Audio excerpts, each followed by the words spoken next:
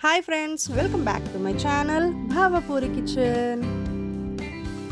ఇవాళ మీ అందరితో ఒక మంచి సీ ఫుడ్ రెసిపీ షేర్ చేసుకుందామని వచ్చేసాను. ఆల్రెడీ థంబ్‌నెయిల్ చూసారు కదా! మరి ప్రాన్స్ కర్రీ ఎలా చేసుకోవాలో నా స్టైల్‌లో నేను చూపించేస్తాను. అది కూడా చిట్టి రొయ్యలతో అండి. చిట్టి రొయ్యల స్పెషాలిటీ ఏంటంటే ఒక్కొక్క ముద్దలో అట్‌లీస్ట్ ఒక 2, 3 రొయ్యలు తగులుతూ ఉంటే అబ్బా! ఎంత తృప్తిగా ఉంటదో తినేటప్పుడు. ఇంకా లేట్ చేయకుండా మనం స్టార్ట్ చేసేద్దాం వీడియో. ఇక్కడ నేను 1 ½ కేజీ రొయ్యల్ని తీసుకున్నాను. మీకు మెయిన్‌గా క్లీనింగ్ ఎందుకు చూపిస్తున్నానంటే రొయ్యల్లో పైన నరం ఉంటది. నరం అనేది తప్పకుండా తీసుకోవాలండి. ఈజీగా వచ్చేసిద్ది. చాకు సహాయంతో పైన మనం ఘాటు పెట్టామనుకోండి, ఈజీగా నరం అనేది వచ్చేసిద్ది. ఆ నరం తీసేసామనుకోండి, మనకసలు నాన్ వెజ్ స్మెల్ అనేదే ఉండదు. సో, కంపల్సరీగా స్కిప్ చేయకుండా ఈ స్టెప్‌ని మాత్రం ఫాలో అవ్వండి. ప్రతి ఒక్క రొయ్యల్లో ఆ నరం అనేది తీసేసి వేరొక బౌల్‌లోకి వేసేసుకుందాము. ఆ తర్వాత మనం వీటిని మంచి ఫ్రెష్ వాటర్‌తో క్లీన్ చేసేసుకొని ఒక 2, 3 సార్లు క్లీన్ చేసుకున్న తర్వాత కొంచెం కల్లుప్పు అండ్ కొంచెం పసుపు యాడ్ చేసుకొని ఇంకొకసారి క్లీన్ చేసుకోండి. ఎందుకంటే కల్లుప్పు అండ్ పసుపు యాడ్ చేయడం వల్ల ఇంకొంచెం ఏమైనా మనకు నాన్ వెజ్ స్మెల్ వస్తుంటే అది కూడా పోయిద్ది. సో, ఇలా నీట్‌గా ఒక 3-4 టైమ్స్ మనం ప్రాన్స్‌ని క్లీన్ చేసుకోవాలి. చెప్పాను కదా! నాన్ వెజ్ క్లీనింగ్‌లో మా అత్తయ్య చాలా సీరియస్ అని. సో, మేము కూడా తన దగ్గరే నేర్చుకున్నాము. సో, క్లీనింగ్ ప్రాసెస్ అనేది అస్సలు స్కిప్ చేయకుండా కరెక్ట్‌గా చేసుకోవాలి. అప్పుడే మనం కర్రీ వండుకున్నప్పుడు చాలా వచ్చిద్ది. సో, ఇక్కడ కర్రీ కోసం ఒక కడాయి పెట్టేసుకున్నాను. దాంట్లో ఒక 3 టేబుల్ స్పూన్ ఆయిల్ యాడ్ చేసి ఆయిల్ హీట్ అవ్వగానే ఉల్లిపాయలు మరియు పచ్చిమిరపకాయలని యాడ్ చేసుకుంటున్నాను. నేను ఇక్కడ ఒక పెద్ద సైజు ఉల్లిపాయని తీసుకున్నాను. అలాగే 2 పచ్చిమిరపకాయలని కూడా తీసుకున్నాను. వాటిని బాగా వేయించాలి. మంచిగా ఉల్లిపాయలు సాఫ్ట్‌గా అయ్యి లైట్ పింకిష్ కలర్‌లో చేంజ్ అయిన తర్వాత మనం దీంట్లోకి అల్లం వెల్లుల్లి పేస్ట్ యాడ్ చేద్దాం. సో, ఉల్లిపాయలు మంచిగా వేగడానికి నేను ఒక టీ స్పూన్ కల్లుప్పుని యాడ్ చేశాను. ఇక్కడ చూడండి ఒక్క 5 మినిట్స్ తర్వాత ఉల్లిపాయలనేవి మంచిగా సాఫ్ట్‌గా పింకిష్ కలర్‌లోకి చేంజ్ అయ్యాయి. ఇప్పుడు మనం దీంట్లోకి 1 ½ టేబుల్ స్పూన్ అల్లం వెల్లుల్లి పేస్ట్ యాడ్ చేసుకుందాము.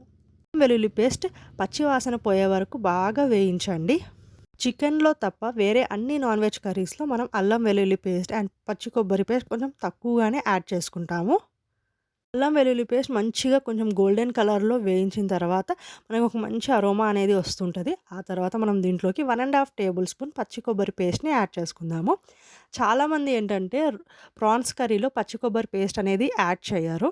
కానీ పచ్చి కొబ్బరి పేస్ట్ యాడ్ చేయడం వల్ల కొంచెం గ్రేవీ అనేది ఉంటది. ఎందుకంటే ప్రాన్స్ కర్రీలో ఎక్కువగా గ్రేవీ ఉండదు. సో, అందుకే పచ్చి కొబ్బరి పేస్ట్ యాడ్ చేసి ఒకసారి ట్రై చేయండి. మీకు ఆ గ్రేవీనెస్ కూడా ఉంటది. అలా పచ్చి కొబ్బరి పేస్ట్ కూడా పచ్చివాసన పోయే వరకు మంచిగా ఫ్రై చేసుకున్నాక మనం దీంట్లోకి ఒక టేబుల్ స్పూన్ ఘీ యాడ్ చేసుకుందాము. మీరు ఎప్పుడైనా ప్రాన్స్ కర్రీ ట్రై చేసుంటే ఒక్కసారి ఇలా ఘీ వేసి ట్రై చేయండి. టేస్ట్ అద్దిరిపోయిద్ది. దాని తర్వాత మనం దీంట్లోకి ఒక 3 టేబుల్ స్పూన్ కారంని యాడ్ చేసుకుందాము.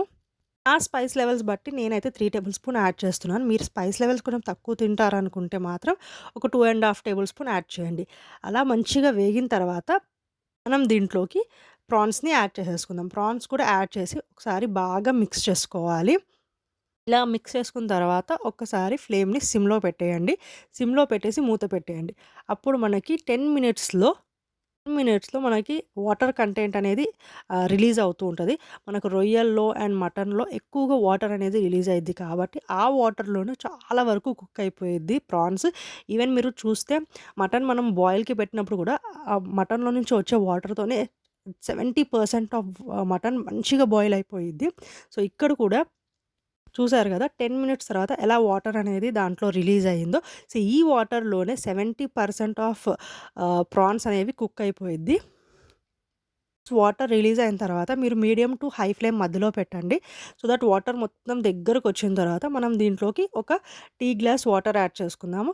ఆ మిగిలిన 30% కూడా ఈ టీ గ్లాస్ ఆఫ్ వాటర్‌లో కుక్ అయిపోయిద్ది. ఒక్కసారి వాటర్ యాడ్ చేసిన తర్వాత మూత పెట్టేసి సిమ్‌లో పెట్టేయండి.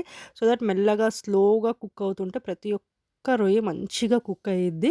సో, అలా ఒక 10 మినిట్స్ తర్వాత మనకి ఈ వాటర్ మొత్తం కూడా కొంచెం దగ్గర పడుతుంటది. ఆ టైంలో మనం ఒక టీ స్పూన్ ధనియాల పొడి యాడ్ చేద్దాం and half teaspoon garam masala add చేసేసి బాగా మిక్స్ చేసేసుకోండి.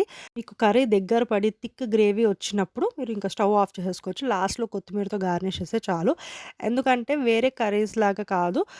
ప్రాన్స్ కర్రీ అనేది కొంచెం థిక్ గ్రేవీ ఉంటది అండ్ దగ్గరగా ఉంటదండి. మరీ పల్చగా చేసుకుంటే అస్సలు టేస్ట్ బాగోదు.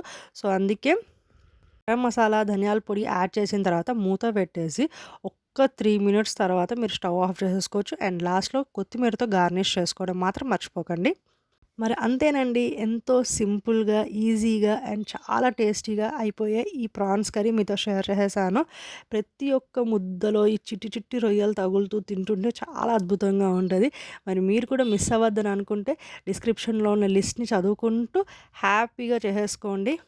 ఇవాళ మీతో క్లీనింగ్ నుంచి కుకింగ్ వరకు ప్రతీది నీట్‌గా క్లారిటీతో చెప్పాను. సో, తప్పకుండా ట్రై చేయండి. అండ్ ఇలాంటి మంచి మంచి వీడియోస్ చూడాలంటే నా ఛానల్‌ని సబ్స్క్రైబ్ చేసుకోండి. అండ్ లాస్ట్‌లో ఎప్పుడు చెప్పినట్టు please like, share and comment.